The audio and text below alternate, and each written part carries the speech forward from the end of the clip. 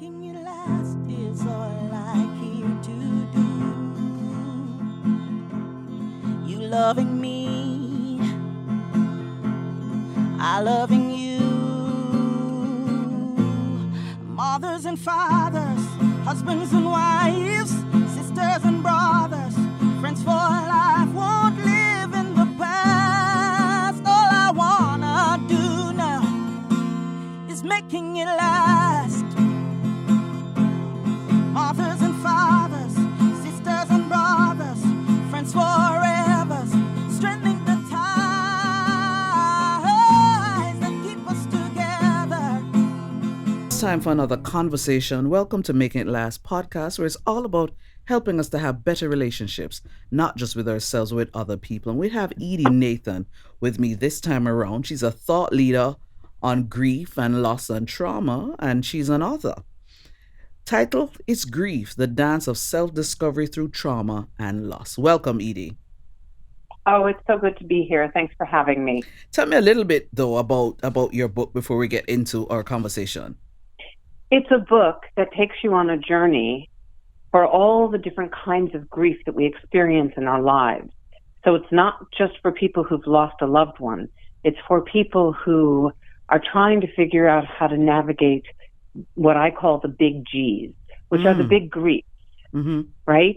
And living in this pandemic right now, we're experiencing big G's, and we're needing to reevaluate who we are, what we're doing. And so this conversation in the book, people have said that the book is poetic, that it's not a how-to book. Okay. It's actually, you must look at yourself, and the answers are within you in how you're going to tangle or dance with your grief and trauma. What inspired you, or what triggered the thought of actually putting all of this in a book? This was a life work, truly. Okay. I have worked with loss and trauma for many years, and I really began to see how trauma could, when unresolved, when really not looked at or dealt with, that it can actually turn into great grief responses. I was very badly teased as a kid. I was overweight. And then I actually lost someone who was my loved one, my love, my first love. And after his death, decided, you know what, I need to start to talk about this. I need to talk about how one loss can trigger the unresolved losses in life. And that's really why I started to write this book. And this book took me much more time than it should have. You know, sometimes there's a life's work and it just takes a long time. So this book talks about the phases of grief, and that they don't come in any one order, that they just move in and out of one another. I talk about what I call emotional armor, and that's where we get our protection, and it's a good thing. So that's what the book is about. Okay. It's a nice segue then into what we're going to be talking about, is how can trauma be embraced so healing can happen? Yeah. And before we get in the conversation, just to make sure that everybody listening has a context, in your mind, trauma would mean what?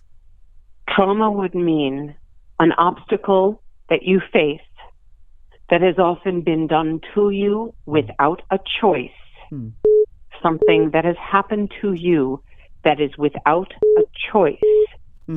Whether it is physical, emotional, or sexual abuse, could be a trauma.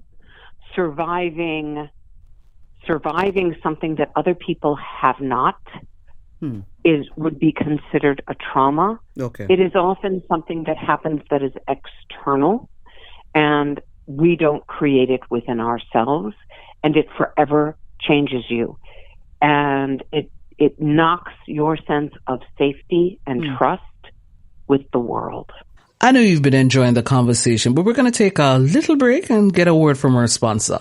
Are you looking for one-of-a-kind products customized to suit your needs? Then shop at Trending Things, the place where customization is always an option. From personalized gifts to apparel, accessories, drinkware, and home decor, you name it, we make it. favorite designs on any item for party favors, weddings, graduations, or any special occasion, all at affordable prices. What are you waiting for? Visit our website at trendingthings.com to order your trendy item today. Trending Things, bringing creativity to the things you love. So how then, with all of what you just described, how can one embrace all of that so the healing can actually happen? So I think of trauma as something that you must partner with. So too often what we try to do, and it's different between cultures. So I want your audience to understand that there can be cultural beliefs or fears that can actually fracture how one deals with trauma. Sometimes it needs to be hidden, and the family line or the cultural line says, keep it inside, don't share it, it's nobody's business. And the keeping it inside, the not ever sharing it, the shame that goes around it makes it even bigger.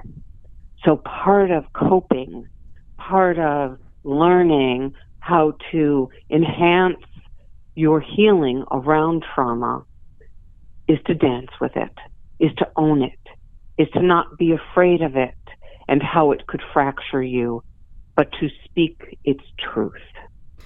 I noticed one of the initial things you said just now is the whole idea that it is going to be influenced by cultural beliefs and, of course, socialization. How then, if it is that how then do you go against culture then? If it is that you're socialized to think that I need to keep all of this hidden, how do you really just, push against that belief? Mm-hmm. So the culture, you must abide in order to live in that culture. You kind of must abide by those rules.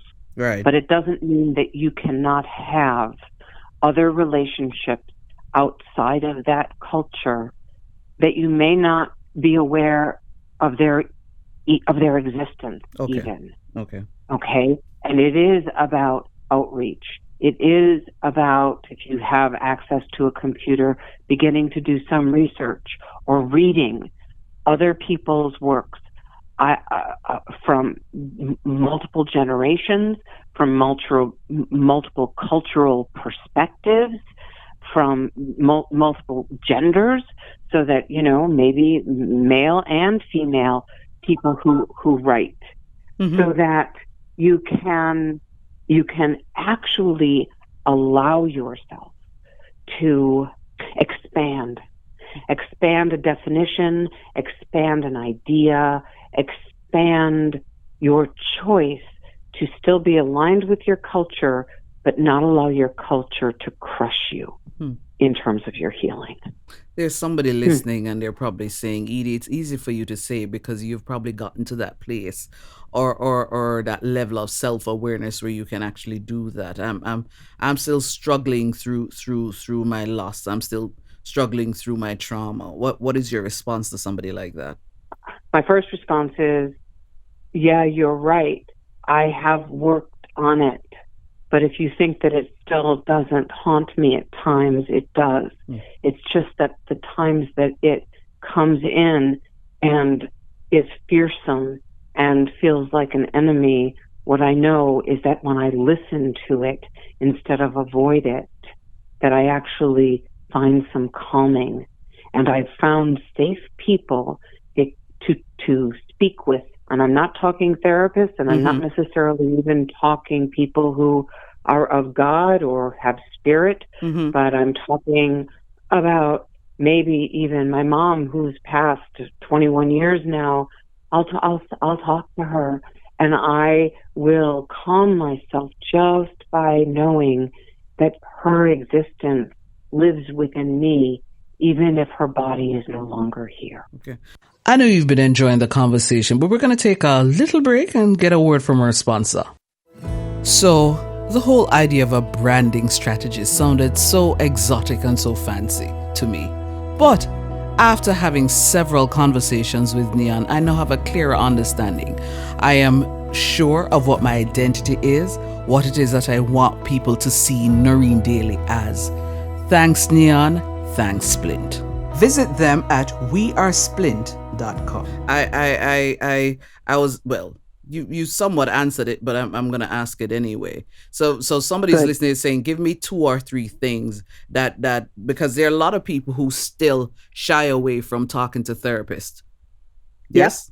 And I know that is, regardless of where you are, they shy away from that. So for you, what are right. 2 or 3 things that you'd say to somebody, okay, try these things because I think they work or I believe they might work for you? Okay.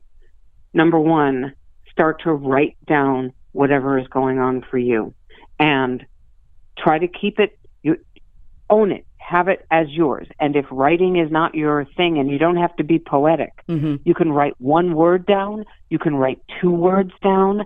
I actually have a journal that is going to be going out soon in terms of being published, and it's called It's Grief Notes to Self. And there are 3 prompts on every page. Where are you stuck? Who are your superpowers? And how will you metamorphosize and grow? So, and at the end of this 6-month journal, there are words, because often we don't have the words to describe what's going on. But when we see the word, we go, oh, yes, that's it. That's how I'm feeling. So you take that word and you put that in. Okay, so I'm stuck with my anger or my anxiety or my isolation. Okay, so, and then what's your superpower? Well, one of our superpowers is your brain. Your brain has the power to change the way you think. So you think something, it's negative, it feels fearsome, it feels overwhelming. And what you do is you challenge it. And your brain, and only your brain, can do that. Maybe your superpower is being calm during chaos. Maybe your superpower is being able to cry. Maybe your superpower is being able to be kind to a fellow human being. And these are all ways, actually, to remind yourself that you're human, that you have a heart, and that you can heal. And then how do you grow from this? Because that awareness helps you to grow, helps you to shift. And if you aren't growing or shifting, what does growth look like for you? What would you like to be different? For example, I'm so traumatized and I feel like my brain is just so chaotic right now that I can't think straight. So what I want you to do is I want you to take a breath, I want you to hold it, and I want you to let go of it really slowly. And what you've just done is you've told your brain that you can take in a breath, hold it, and let it go. And believe it or not, that can actually calm the internal beat of trauma within you. You've said a lot, and as we're wrapping up, if it is that somebody's still listening and they're still somewhat cynical or somewhat skeptical about all that you've described, what is the one idea you'd want them, to be left with? That they have got the power within them to change the way they hold on to their trauma and grief. Excellent note to end on. And given these tumultuous times, I believe there are a lot of us who are dealing with trauma and loss, in so many different forms. Thanks for sharing with us this time around. Thank you. Thank you. This was Making It Last podcast. I'm your host, Noreen Daly. Until next time, where it's all about helping us to have better relationships, not just with ourselves, but with other people. Are you struggling to become an effective communicator? Let Noreen Daly, the communications specialist, get you there. Services include communications consultancy, one-on-one coaching, public speaking and debate training, leadership and team building sessions, plus much more. Visit noreendaly.com for more info. Noreen Daly, redefining the way you communicate. Mothers and fathers, husbands and wives, sisters and brothers, friends for life, won't live in the past. All I wanna do now is making it last. Mothers and fathers, sisters and brothers, friends for